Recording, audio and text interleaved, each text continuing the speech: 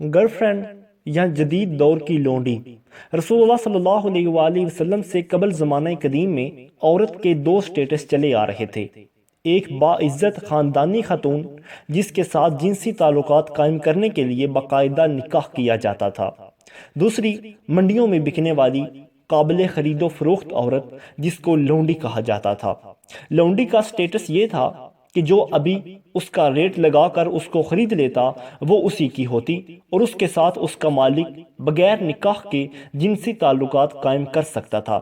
اسے تقریباً قانونی حیثیت بھی حاصل تھی۔ اسلام نے غلامی کے تصور کی حوصلہ شکنی کی اور غلاموں اور لونڈیوں کو آزاد کروا دیا، لیکن آج پھر کچھ لڑکیاں اپنے آپ کو باعزت خاندانی اور نکاح کے ذریعے گھر کی مالکن کے مرتبے سے گرا کر وہی لونڈی کے درجے پر لے آئی ہیں،